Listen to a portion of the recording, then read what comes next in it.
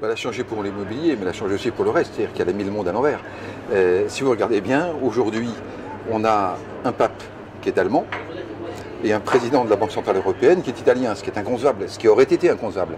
De la même façon, dans les pays dits capitalistes, en fait, on sauve les banques systématiquement, c'est-à-dire qu'on est dans une sorte de socialisme bancaire, si on appelle les choses par leur nom.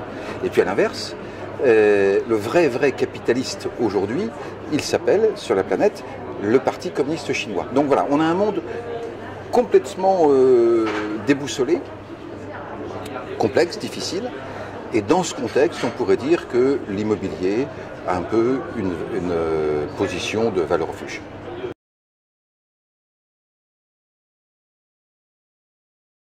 Ça, la notion de placement, c'est un peu tout le problème. C'est-à-dire que si on parle de l'immobilier valeur refuge, d'abord il faut savoir que un refuge n'est jamais absolu.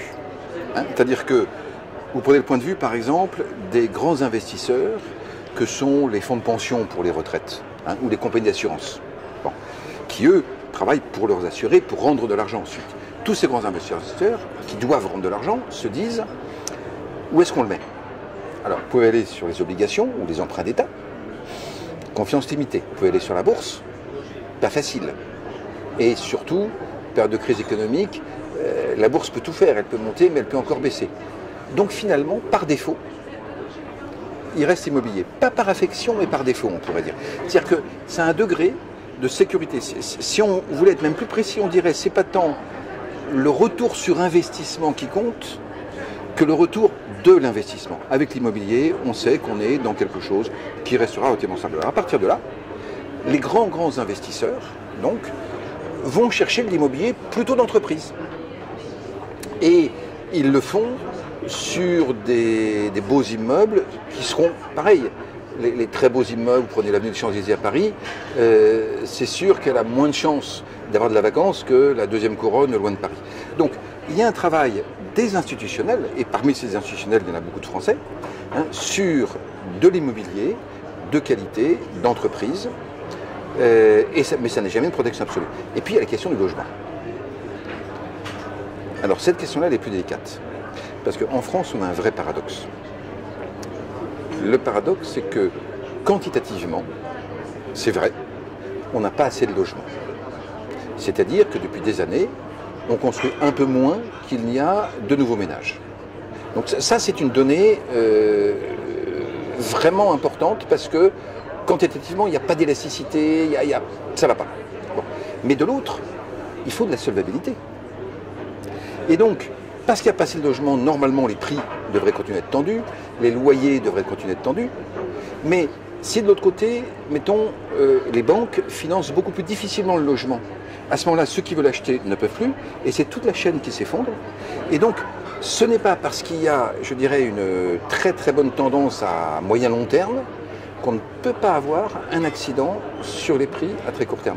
C'est pour ça qu'on peut dire que généralement, quand on veut faire du logement, ou un placement immobilier d'ailleurs, pour un particulier, il n'est pas inintéressant de le faire au travers de systèmes mutualisés. Vous savez, il y a des CPI, il y a des SIC côté en bourse, il y a différents systèmes pour protéger un petit peu le particulier. Donc voilà, le logement peut baisser, je ne dirais pas qu'il ne peut pas baisser, et en même temps, il a une position absolument privilégiée, c'est ça son paradoxe.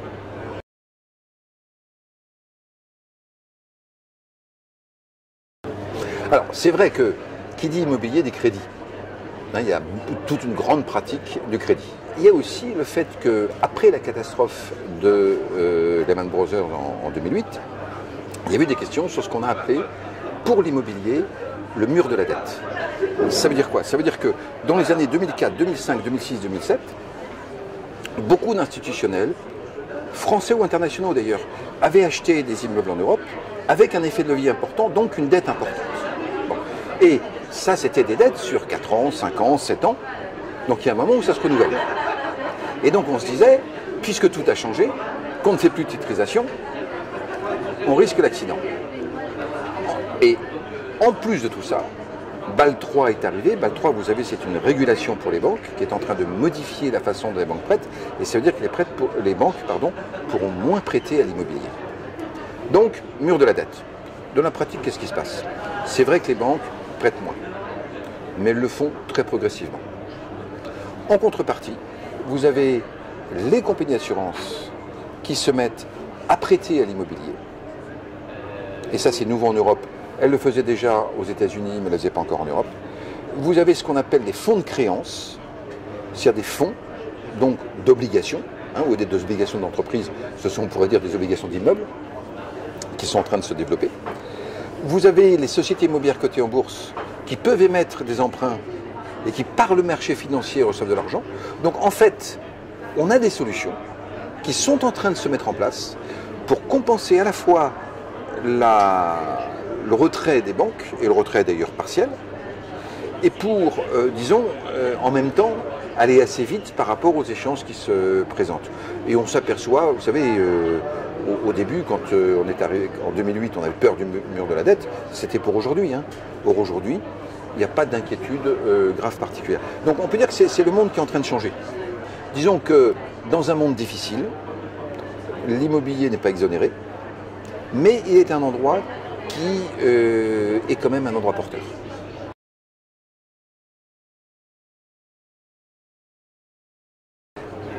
Dans l'histoire, on est toujours sorti des grandes crises par une croissance nouvelle sur des faits nouveaux. On pourrait penser, pourquoi pas imaginer, que la croissance qui va nous sortir de la crise actuelle soit une croissance liée au vert, au green. On voit bien que du point de vue des innovations technologiques, on est en train de trouver des systèmes pour vraiment dépenser moins. On sait aujourd'hui faire des immeubles à basse consommation, voire à consommation négative, y compris dans un pays aussi froid que la Suède, si vous voulez. Donc, on pourrait avoir dans l'immobilier quelque chose de très intéressant qui serait moins de consommation de ressources. Or, l'immobilier, c'est pratiquement la moitié des consommations de ressources du pays, entre le bâtiment et la vie des immeubles. Or, qu'est-ce que c'est que l'économie de dépenses, de ressources? Si on fait autant, on a le même service pour moins de consommation, ça s'appelle un gain de productivité. Et ça, c'est une source de croissance, c'est une source de création d'emplois. Donc le green pourrait être la ligne directrice d'une nouvelle croissance forte sur le long terme, et l'immobilier est au cœur de ça, dans ce qu'il a de plus qualitatif aujourd'hui. Ce qui est intéressant. Alors un dernier point, puisque vous me poussez dans le mer franchement, je voudrais quand même dire qu'il y a eu quelque chose qui s'est passé dans les métiers de l'immobilier, qui est une certaine féminisation. Alors je le dis, mais c'est intéressant parce qu'on s'est perçu que la profession qui était relativement quantitative, qui faisait des beaux immeubles, mais qui faisait des beaux immeubles, on va dire, ou des beaux immeubles, a peu à peu évolué sous l'effet justement de cette féminisation, en haut de l'organigramme d'ailleurs, vers des immeubles beaucoup plus adaptés à la vie des gens, à la qualité de la vie des gens, au bureau ou chez eux. Donc on a une évolution globale entre la qualité et le green qui fait que dans l'immobilier aujourd'hui, il se passe vraiment quelque chose qui pourrait très bien être au cœur de ce qui pourrait se passer de positif dans les prochaines années.